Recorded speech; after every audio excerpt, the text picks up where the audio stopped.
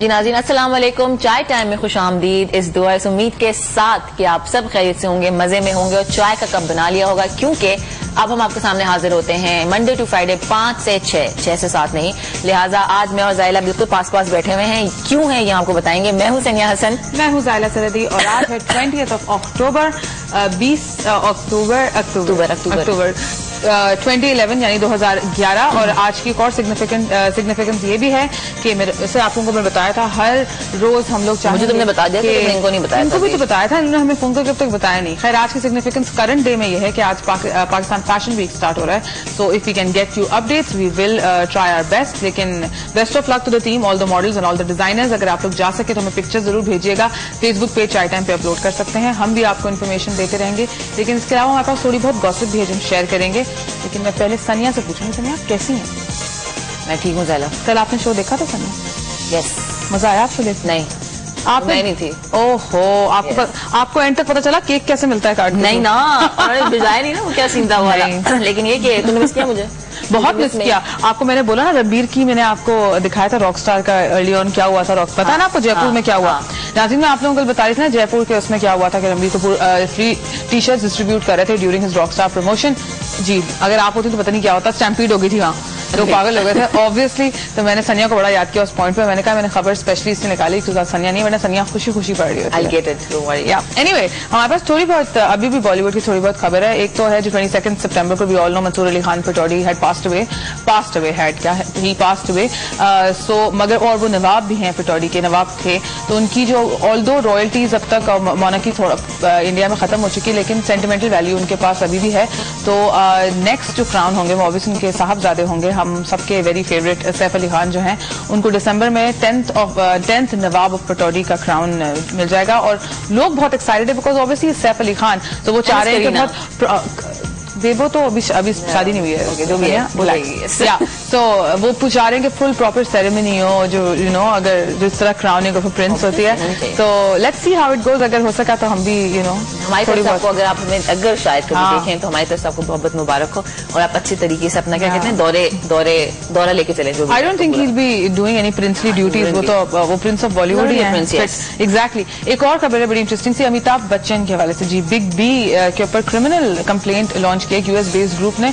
According to the report 1984 में जो anti Sikh rights हुए थे उसमें उनका कोई एलिजिड रोल था। जी तो कोई क्रिमिनल रिपोर्ट जो है वो लॉन्च हुई है बिग बी के अगेंस्ट। देखते हैं वो किस तरह उसको डिफेंड करेंगे और क्या होगा आगे।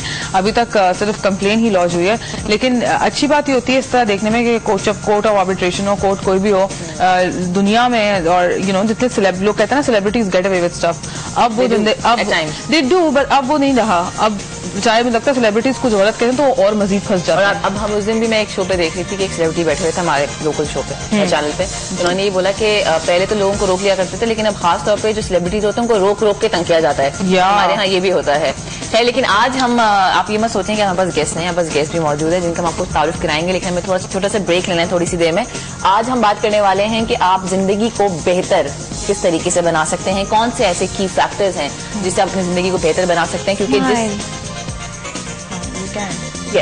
लेकिन जिस तरीके से इस वक्त हालात हैं हमारे, हम जिन हालात से गुजर रहे हैं, वहाँ पर हर जगह हर दूसरे घर में डिप्रेशन है, हर दूसरे घर में फ्रस्ट्रेशन है, जॉब्स नहीं है, टेररिज्म है, हर चीज यहाँ पर है। लेकिन फिर भी there are lot of people जो अपने आप को मेंटेन रखते हैं इस तरीके से कि अपने आप को काम रखते हैं मेंटली और फिजिकली। तो ये आज हम जानने की कोशिश करेंगे। हमने दोनों किस्म के लोगों को आज बुलाया हुआ है जो हमें मेंटली बताएंगे किस तरीके से या क्या मैं तुम्हारे साथ एग्री कर रही हूँ सनिया के मेंटल, ये बिल्कुल सही बात है। और एक और चीज जो हम इस प्रोग्राम में हाईलाइट करने की कोशिश करेंगे, लोग ऊपरी चीजों पर बहुत ज्यादा वो देते हैं, तरजीह देते हैं, लेकिन आप लोगों को ये भी ख्याल रखना चाहिए। जो कहते हैं ना स्किन और बालों के लिए प्रोटीन करा लें, स्किन पे ये जब तक आपको इनर पीस नहीं मिलता, जब आप अंदर से सेहतमंद नहीं होते, आपके बाहर तक वो सेहत जो है वो नजर आना शुरू नहीं होती। योगा करें। इसलिए जी माइंड साइंसेज पे हम आज बहुत जोर से बात करने वाले हैं। क्या होता है माइंड, किस तरह हम इसकी साइंस को पढ़ सकते हैं without actually learning it. Yes. अच्छा, और आप हमें कॉल करके बता सकते हैं कि आप किस तरीके से अपने आप को काम रखते हैं, सुकून में रखते हैं, मेंटली सुकून में रहते हैं।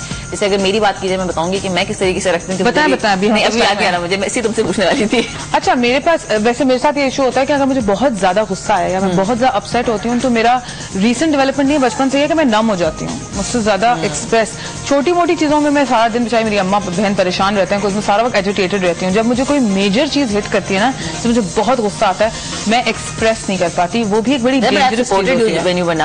या ये बेचारी ये तो परेशान हो जाती है, इसको सडनली इसको होता नहीं है कि जाइला और रोए नहीं, जाइला तो कुत्ती यहाँ से यहाँ पे रहती है। जब ये कभी शी नॉट फीलिंग वेल या व्हाटएवर या कुछ डिप्रेशन का शिकार होती है तो अगर वो कहीं पे भी बैठी हुई होती है और बात नहीं कर रही थी, दिन लाइक जाइला क्या हो गया। तो इस किस्म की चीजें होती हैं। और मैं जब मुझे जब डिप्रेशन होता है तो मुझे ये होता है कि बस मैं कहीं बाहर चली जाऊँ और मैं बात ना करूँ, कोई बात नहीं करे मुझसे। और एक और चीज जो हमारी सनिया, हम एक और चीज भी डिस्कस करेंगे। बहुत सारे लोग जिन्होंने कहा ना बाहर चले जाओ, बहुत सारे लोग कहते हैं कि अगर आपको you feel lonely, you feel depress, जाएं दोस्तों में घुले मिले।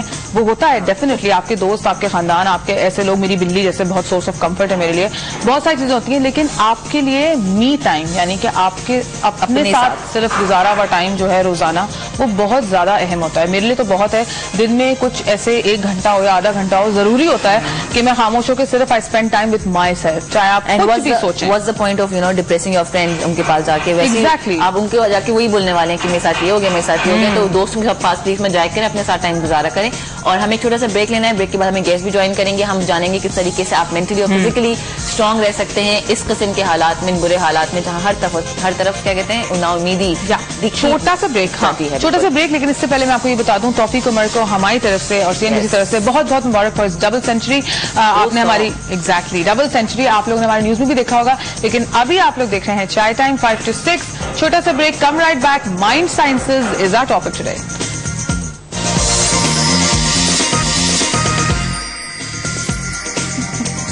जी नाज़रीन, वेलकम बैक इन चाय टाइम। और आप सोचोगे हम इतना हंस क्यों रहे हैं। अभी मेरी दोस्त ने मैसेज किया, ज़ाहिला मैं तुम्हें बताई थी कि मेरी दोस्त है, मैं भी उसने मुझे टेक्स्ट किया कि सनिया तुम शॉपिंग करती हो जब तुम्हें डिप्रेशन होता है। रिटेल थेरेपी दिलाया मुझे उसने। रिटेल थेरेपी बहुत इंपॉर्टेंट चीज है और ऐसी चीजें जो दुनिया भर में प्रैक्टिस, स्पेशली खवातीन में बहुत आम है कि उनको डिप्रेशन होता है तो वो मगर ऐसी खवातीन में जिनके पास इतना है कि वो जाके रिटेल थेरेपी कर सके। Word called window shopping. पर मुझे तो ज्यादा डिप्रेशन होता है उससे कि विंडो के उस पार पड़ी चीजें और आप ले नहीं सकते। बस ये जो है हम किसी दिन हम इस पे करेंगे शो कि जब आप कुछ खरीद नहीं सकते तो कितना डिप्रेशन होता है। यस, लेकिन आज हम बात करने वाले हैं इसी हवाले से कि माइंड साइंसेज जो है वो क्या है। हमारे साथ 2 गेस्ट मौजूद है। मैं चाहूंगी कि ज़ाइला उनका तारुफ करा दें, उसके बाद फिर मैं दूसरे गेस्ट का तारुफ करा। जी, जो साहब हमारे साथ मौजूद है उनकी साहबजादी भी हमारे साथ मौजूद है, लेकिन मैं साहब का करा देती हूँ, आप साहबजादी का करा दीजिए। बिल्कुल, जैसे आप ये ऐसी पर्सनैलिटी है, आपने इनको बहुत देखा है, इनके बारे में बहुत सुना है, इनको बहुत पसंद करते हैं, हम सबको बहुत पसंद है। फिर भी मैं इनकी फॉर्मल इंट्रोडक्शन दे ही देती हूँ। Is a certified trainer of hypnosis, certified NLP trainer भी हैं, रेकी मास्टर और टीचर भी हैं, डायरेक्टर हैं सिल्वा माइंड कंट्रोल मेथड के, विजिटिंग फैकल्टी हैं मोहम्मद अली जिन्ना यूनिवर्सिटी के, विजिटिंग फैकल्टी हैं national institute of public administration के, एंड सबसे बढ़ के फाउंडर है of the institute of mind sciences. हमारे साथ सब मौजूद हैं डॉक्टर मोइज हुसैन। अस्सलाम वालेकुम। कैसे हैं आप सर? अल्हम्दुलिल्लाह। वेलकम टू चाय टाइम। कैसे करते हैं सब, लेकिन ये सब पूछूंगे आप कैसे करते हैं? इतनी सारी चीजें, 35 साल का एक्सपीरियंस आपका माशाल्लाह है। आप पहले बिजनेस में भी थे, आप अपना काम करते थे, लेकिन आपने वो सब छोड़ के जो है इसको अपना लिया एज ए प्रोफेशन। उनकी जो दूसरी गेस्ट मौजूद है वो उनकी ज़ाइला ने बताया दिया था कि साहबजादी हैं, एसोसिएट ट्रेनर हैं, इनके साथ होती हैं, थेरेपिस्ट हैं। और आज हम इनसे जानेंगे कि वैसे इन्होंने किस से इंस्पिरेशन ली और ये यहाँ पे इस वक्त हमारे साथ क्यों बैठी हैं, क्या वजह, ये हम जानेंगे। लेकिन ये हमें बताएंगे कि माइंड साइंसेज, माइंड गेम्स होते क्या हैं, और इनकी बेटी में बताएंगी थेरेपी के हवाले से। थैंक यू, आपका भी बहुत बहुत शुक्रिया। उरूज हमारे साथ मौजूद है। कैसी हो? अल्लाह का शुक्र। वेलकम टू चाय टाइम। आपको तो हम देखते रहते हैं दूसरे चैनल पे भी। आपके अपने चैनल पे कहीं ना कहीं आती रहती है। हम थेरेपी लेंगे इनसे।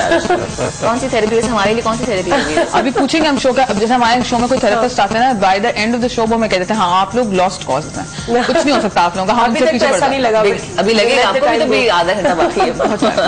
नहीं, हम तो गॉन केसेस का करते हैं ना। अच्छा, वो केसेस जो बिल्कुल गॉन हो उसी को तो हम ठीक करते हैं। अरे जबरदस्त, मेरे लिए उम्मीद है। बिल्कुल है, मेरे लिए बिल्कुल भी नहीं। दुनिया का है जबरदस्त। अच्छा डॉक्टर साहब, बहुत बहुत शुक्रिया यहाँ पे आने के लिए। आज हम बात करने वाले हैं कि हमारे यहाँ मैंने भी शुरू में बात की थी, जिस किस्म के हालात हैं, आप जितने केसेस मेरे ख्याल में डिप्रेशन के, फ्रस्ट्रेशन के, इस किस्म के बड़े होंगे वो शायद पहले कभी भी नहीं हुआ।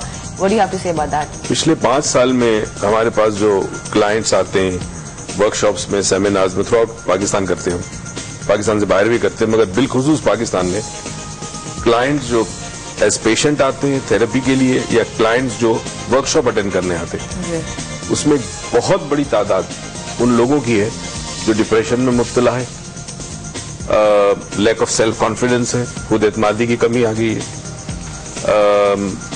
लोग फ्रस्ट्रेटेड बहुत ज्यादा है, बेबसी का शिकार है, एंगर बहुत बड़ा एक मसला आजकल चल रहा है। डिप्रेशन जो अब एक और नई शक्ल ली उसने एग्रेशन भी ली डिप्रेशन में। बिल्कुल। एक तो था कि पहले लोग डिप्रेशन से सप्रेस होकर घर में बैठ जाया करते थे, बट नाउ अ डेज जो because nobody is there to listen in a lot of forum, अगर आप स्कूल्स कॉलेजेस में भी देखें तो there is no nobody there to listen their issues their problems, so that depression has taken another face and that is aggression. अच्छा, ये मुझे ये भी बात करनी थी कि एग्रेशन जो होता है ना वो डिप्रेशन की जो अगली फॉर्म है ना वो अब हमारे देखने में आ रही है। इस हवाले से मजीद बात करेंगे। हम एक छोटा सा ब्रेक लेना है डॉक्टर साहब, एक छोटा सा break, we'll be right back. 5 से 6 चार टाइम आप देख रहे हैं।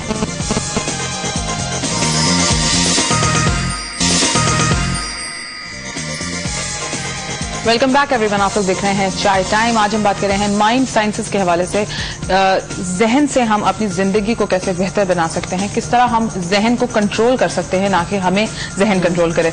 और ब्रेक पे जाने से पहले हम बात कर रहे थे इस हमारी सिचुएशन की, बल्कि नॉट इवन जस्ट पाकिस्तान, मैं कहती हूँ दुनिया में इतना ग्लोबल वार्मिंग हो रही है, इतनी टेंशन हो गई है और सब मैन क्रिएटेड इश्यूज, कैसे फ्रस्ट्रेशन हो गई है और दुनिया की भागदौड़ इतनी तेज हो गई है। लाइफ जनरली भी देखा जाए, फ्रस्ट्रेशन ना भी हो, काम का और करियर्स बनाने में लोग इतना मशगूल हो जाते हैं कि अपने आप को अटेंशन नहीं दे पाते।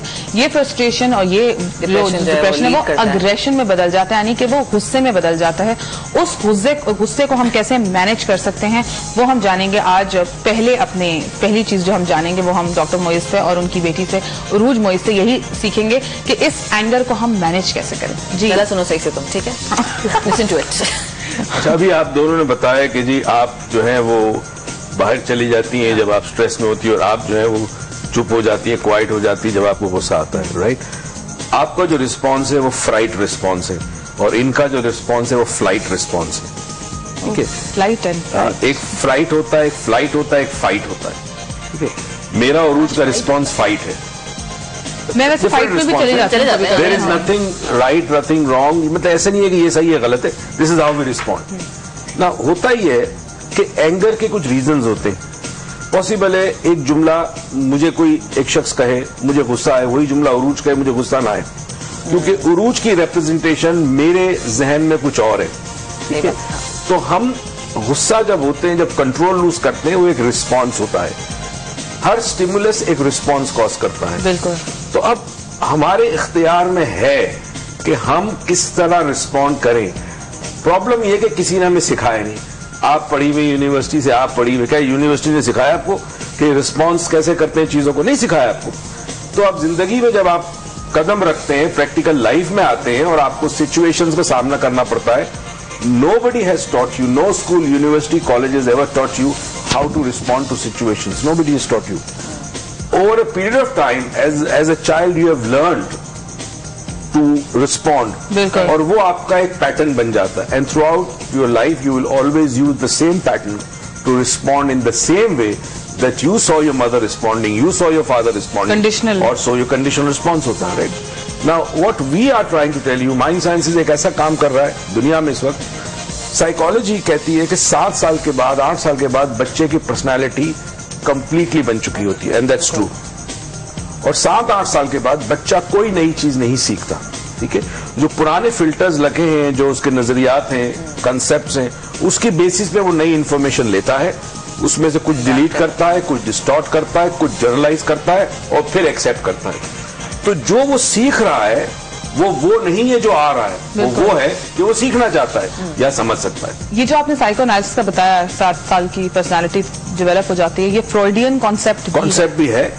अब यहाँ पे जो कन्वेंशनल साइकोथेरेपी या साइकोलॉजी है, उसकी एक लिमिटेशन होती है। बिल्कुल, आप ये लिमिटेशन हमें जरूर बताइएगा। हमारे पास थोड़े से इवन आप हमें दिखाना चाहते हैं, हमारी पब्लिक, हमारी आवाम क्या कहती है इस हवाले से। हमारे पास कुछ वॉक्स पॉप्स हैं, लोगों के का कहना है इसके हवाले से। लेट्स चेक आउट कि हाँ कि वो क्या सोचते हैं। डिप्रेशन में होते हैं तो दोस्तों बैठते हैं एंजॉय करने के लिए, ताकि वो डिप्रेशन ओवर हो जाए। बिल्कुल खामोश हो जाते हैं, मतलब स्लो अपने आप को बिल्कुल कंट्रोल करने की कोशिश करते हैं।